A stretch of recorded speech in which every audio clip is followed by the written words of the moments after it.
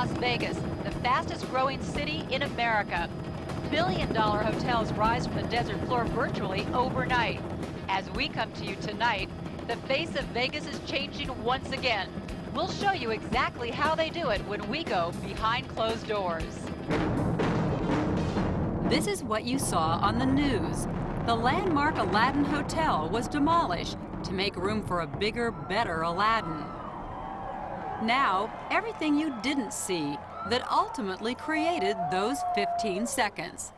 Controlled Demolition Incorporated, or CDI for short, gave us unprecedented access to the inner workings of the Aladdin implosion. While an explosion sends dangerous debris upward and outward, an implosion is just the opposite. Explosive devices weaken a building structure so it falls inward upon itself.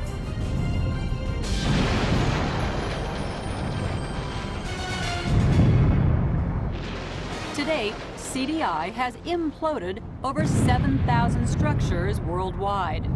For the Aladdin, I was given the responsibility of pushing the button. You're going to take 50 million pounds of masonry and put it into free fall. You're going to take 30, 40 years of history away in the blink of an eye. You're going to change the skyline of a city, all with the press of a button. Wow, check it out. This demolition day was years in the making. The Aladdin had been a fixture on the Vegas Strip since 1966, and the historic site of Elvis and Priscilla Presley's wedding in 1967. But as Vegas exploded, the Aladdin owners could not keep up with competitors who were spending billions on lavishly themed hotels. It was exciting in its heyday, and it was the place to be. And as they got older and the competition got greater, it obviously didn't really play a part in today's Las Vegas. So the owners designed a new Aladdin and went to Wall Street investors to raise over $1 billion to pay for it. It's the ante to play the game. If you're going to play with black chips, you need to find the money to play with black chips. Before they could create the new $1 billion Arabian-themed entertainment complex, they had to decide what to do with the old hotel. They had three options. Remodeling the existing structure would never achieve their goal. Dismantling would have meant thousands upon thousands of man-hours. Option 3, implosion.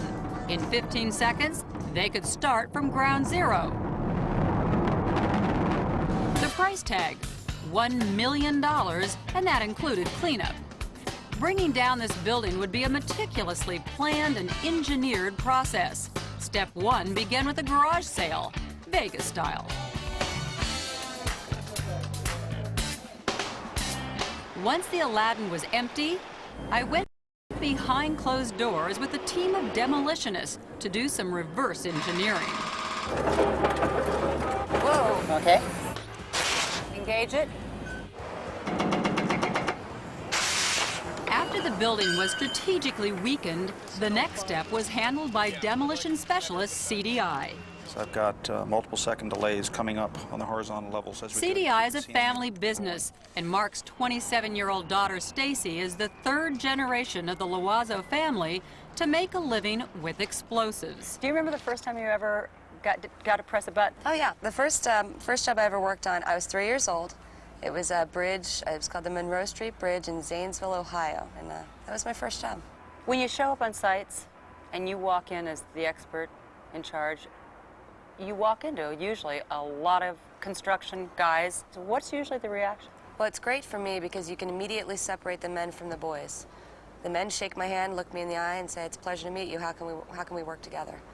The boys catcall, and I used to get really offended. And if a guy tried, let me get that box for you, darling, I'll carry that box up the stairs. And as I got older, I went, great, thanks. I'll meet you on the 20th floor. Daybreak. The dynamite needed to level the Aladdin was transported into the city. All that dynamite winds up here in this bunker, 50 yards from the back side of the building, in what the demolitionists call the explosives magazine. Behind this closed door is the 370 pounds of dynamite.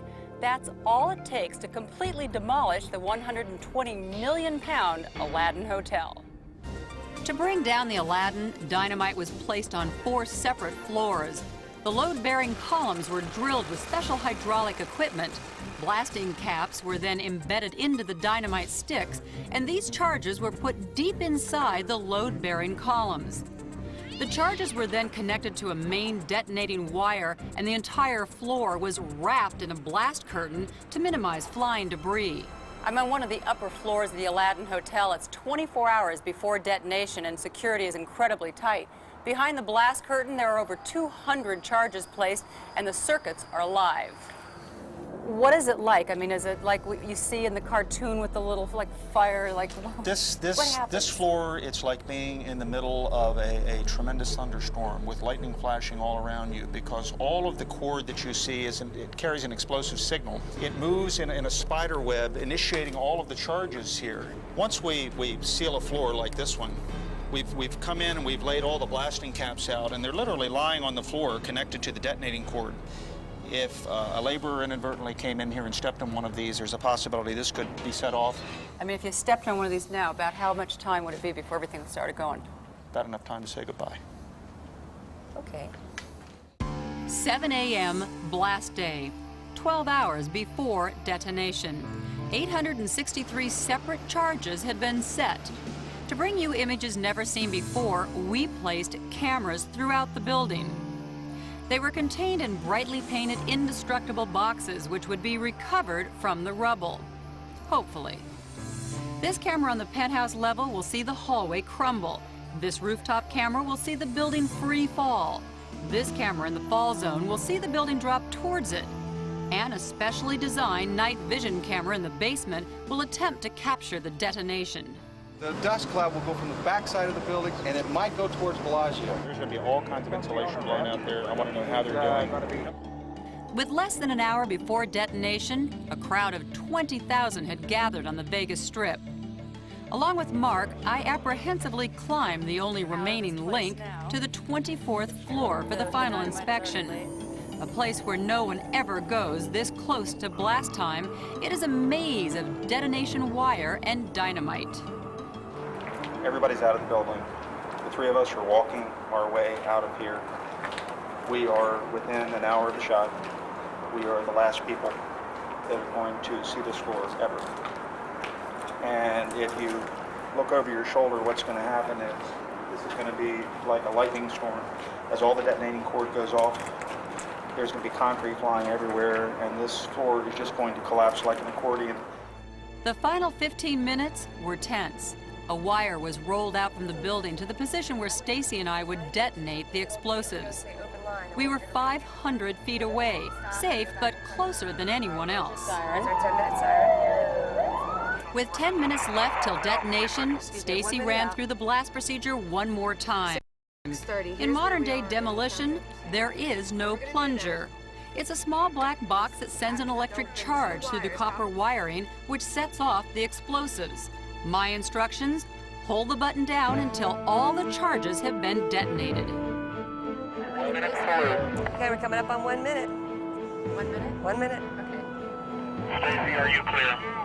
We are clear and hooked up.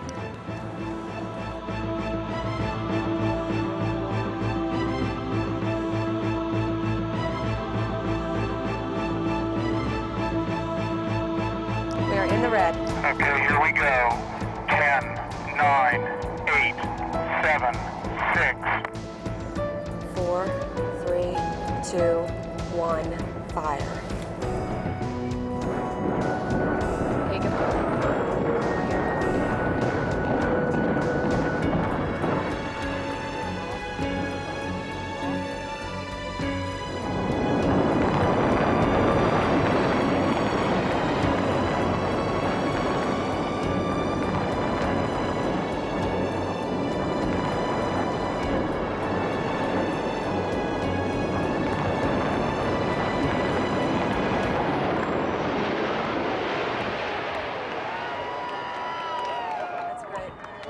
Here come our fireworks. Beautiful, beautiful shot. Look at that. There's the Aladdin sign still standing.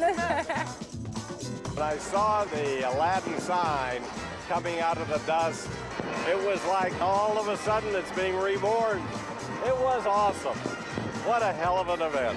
While a lavish celebration got underway in the VIP tent, I learned that the job wasn't done.